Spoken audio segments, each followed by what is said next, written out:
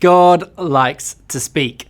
The Bible starts with him speaking creation into existence and finishes with him calling his people into a new creation. In between, he invites us to join in and do what he's been doing, speaking about what he's like, what he's done, and what he wants to do today, but also teaching others to do the same. The aim of these sessions is to help you to teach others to preach, to help you equip others to faithfully and skillfully preach God's word. But also, as you do this, build a community of people who are able to help each other develop as they continue in this ministry of preaching. I'm Dan. And I'm Kate. And we have been running versions of this course in our church for the last 10 years, and we are so glad for the opportunity to share it with you. Now, I imagine that if you're watching this, you are already convinced that teaching others to preach is a good idea. But just in case, it's worth us addressing briefly why it is we should do this, if for no other reason than to help us keep going when it gets challenging. Jesus said, "Therefore go and make disciples of all nations, baptizing them in the name of the Father and the Son and the Holy Spirit, and teaching them to obey everything I have commanded you. And surely I am with you always to the very end of the age." So here's a question. Do you want to be the best? Or do you want to raise up 20 who are better?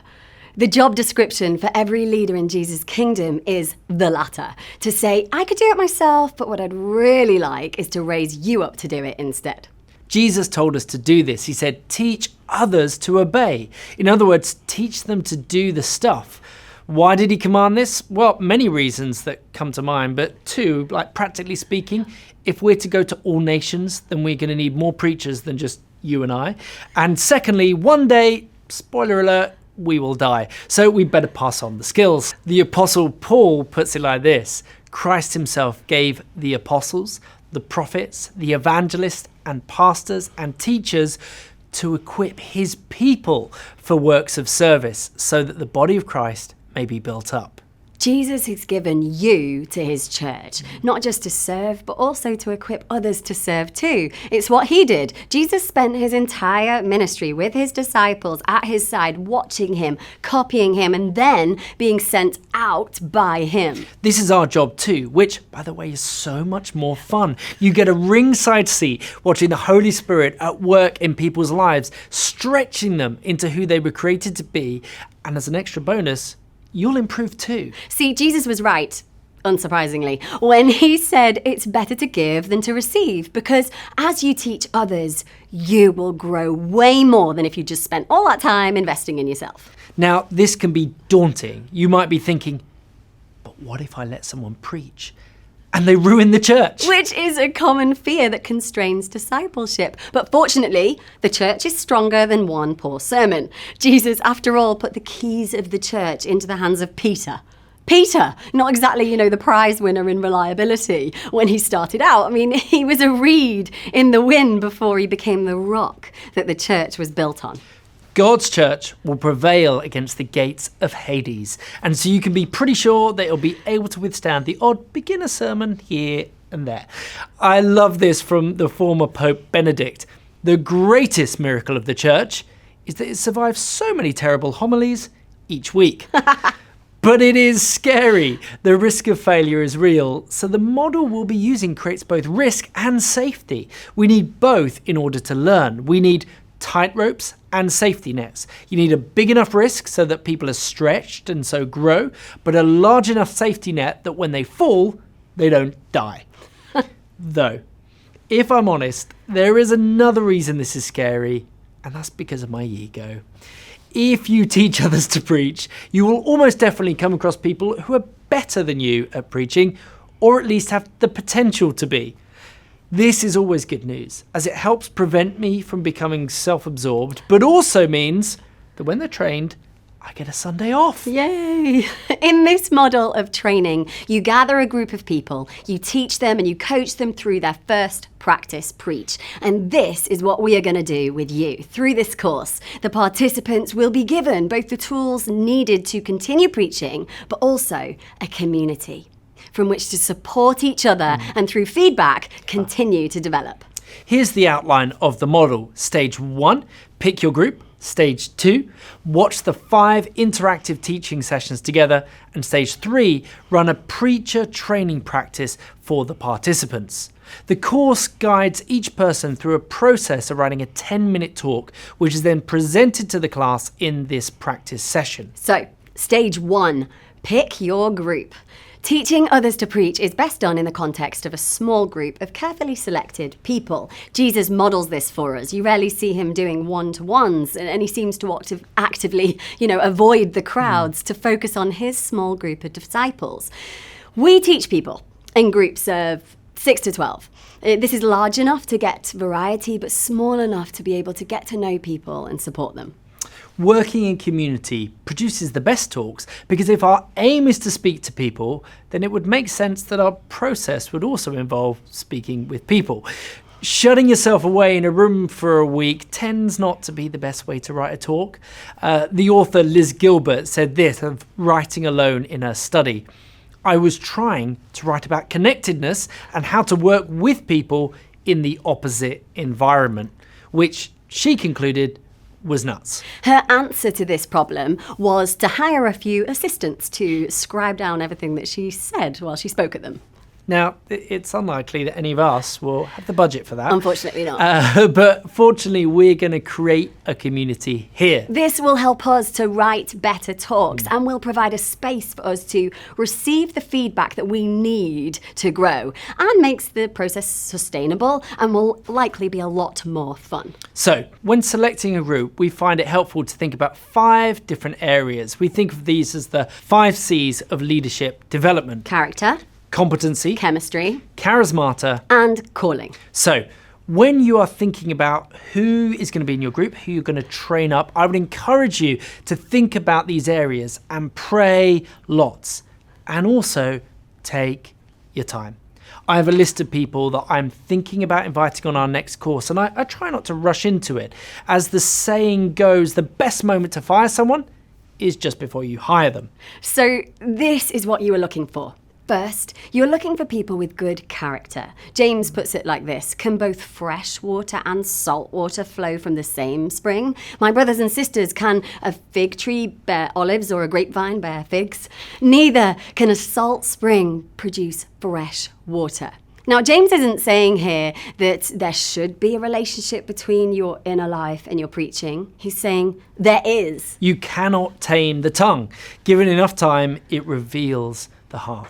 So expecting someone who doesn't love God or like people to preach fruitfully is as absurd as expecting a spring to produce both fresh and salty water. A good question to ask is, would I want this person to talk to my best friend who doesn't yet know Jesus about Jesus? Now, if the answer to that is a no on a one-to-one level, then it's probably not a good idea on a one-to-a-larger group level either. Finally, it's key that they display humility, because if they're not humble before they start preaching, it's unlikely that giving them a public platform will help humility to grow. We select on character, but you are also looking for competency. Competency isn't everything, but it's not nothing. God tends to call people along the lines of their competency. Jonah was a prophet and he prophesied. Deborah was a leader and she led. Jesus was the Messiah and he messiahed. No, it doesn't work. So, for preaching, the key competencies we are looking for are: 1, can they hear from God? So, do they read the Bible? Have they developed a sustainable pattern of reading the scriptures? Because if they don't yet have that in place, they're going to find the pressure of preaching regularly very hard. Yeah. And so, 1, can they hear from God? And 2, can they speak to people? Preaching involves communication. Generally speaking, it's quite hard to train someone to speak to lots of people if they find it hard to speak to a few people. It's not that it's impossible. No. We have a friend with a speech impediment who is an incredible and excellent preacher, but he's aware of his challenge and actively works to overcome this obstacle. And we're going to look at the competency of communication in the 4th session. God's calling is nearly always along the lines of our competency. But, and this is key, his call always takes us beyond our competency, because this is a life of faith and he wants to take us to a place where we have to trust him. So even if a participant seems like a natural, we should still expect them to encounter some struggle along the way. Thirdly, it's also worth thinking about the chemistry of the group. You don't want 12 versions of yourself. That is not good news. Well, not if it's 12 versions of me. We usually get a good mix by inviting a variety of ages to participate and by also inviting people from different teams within the church. It's been really fun to train those who teach kids and teach youth alongside those who speak to the grown-ups. Fourthly, charismata. We'll look at this in the first session, but every aspect of preaching is impossible without the Holy Spirit. So you need people who are open and dependent on the Holy Spirit. Finally, and most importantly, there must be a sense that they are called to do this. By that, I don't mean that they have a tingly feeling every time they start to prepare a talk. In fact, it's normally the opposite, which is why calling is so key. Because preaching is important, it will be contested. And we all need to know in those moments that God has called us to do this, which then enables us to push through the breaking points that we will encounter along the way. The battle is real. The people you are investing in have the potential to change lives, families, nations, to see the kingdom of heaven advance. The enemy is not going to like that, so double down on calling and keep encouraging those participating that God has called them to do this. There are moments of calling that are internal and subjective, the tingly feeling, but calling is also external and objective, which is where you come in. You watch these people, you pray about them, and then you invite them. So, once you've identified the people you want to invite to participate, the next step is to give them a really clear invitation. What we say to people is, we think you've got a preaching gift and we'd really love to invest in that and train you to speak in one of our midweek groups. What we don't say is, we'd like you to preach on Sundays. This is because for some, that isn't their skill set. They might be a great teacher, but their sweet spot might be a smaller group. Additionally, whatever your ability is, the best place to hone your preaching skills is in a small group setting. Or they might have the competency. They could preach to a larger group, but it's not yet their character level. The stage can bring out the worst in us, and it's our character, not our competency, that determines our effectiveness. For others, it might be within their potential, and they have the character, but it would feel too overwhelming, and they'd run a mile. They need to be coaxed into their calling. Yeah. So set the bar low and take it from there. I heard the leadership coach Simon Sinek speak a few years back, and he said, you go to the bookshop and there are so many books on self-help, but there are none on how to help others. This course is an attempt at that. What we're aiming to do is to help you to help others. And how we intend to do that is to try and build a runway, i.e. the aim of these sessions is to help get the plane off the ground so that then they can fly off in any direction that the Lord takes them and in any direction that the church needs them. But to do this, as with any art form or technical skill, you have to start by giving clear boundaries. So at the beginning, some of what we will teach may seem a little bit restrictive. Now, this isn't intended to mean that this is the only way to do it, but that this is a great place to start. In fact, what we want to say is that each of these elements of preaching are things that we all need to constantly invest in if we want to grow as faithful and effective preachers. Nor is it the way you have to do forever, but it seems to be a good way to get people going and get them off the ground, and is also a simple model for them to share when it comes to their turn to teach others to preach. In running a course like this, you are building a runway. You are giving your students something solid to push against. Giving them guiding lights so they don't fall off the edge. And importantly for takeoff, accelerating them faster than they'd probably like to go. Time and time again, though, we have seen this work, and now some of our regular preachers at church are people who have come through this course and then gone on to teach others to preach as well. Please get in touch. We would love to hear how you use this course, and we hope that you enjoy this as much as we've enjoyed creating it.